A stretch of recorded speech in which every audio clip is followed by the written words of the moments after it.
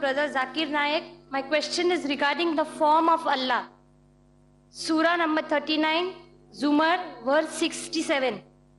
The translation says that, and on the day of resurrection, the whole of the earth will be grasped by his hand, and the heavens will be rolled up in his right hand.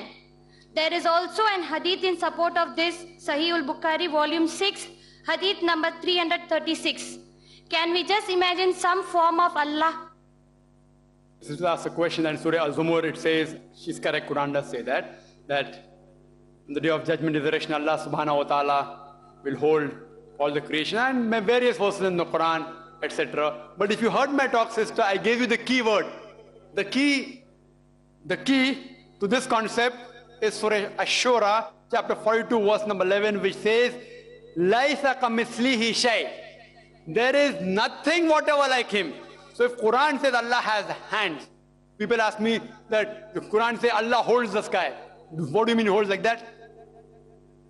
If I say I am holding my family together, do you mean to the 24 hours I am with my wife and my child?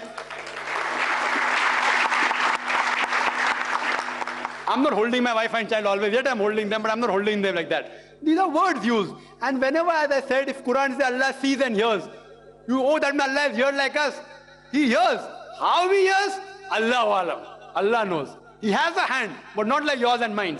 5 fingers. With nail and with this. Not like that. He has a hand, yes, he has a hand. How he has a hand? وَلَمْ يَكُنْ لَهُ كُفُوًا أَحَدٌ. There is nothing like him. How will he do it? Allahu alam. He will do it for sure. Quran says he holds in the right hand, he will hold it in the right hand. How he will hold it, I don't know. On the day of judgment, inshallah, you and I will witness that.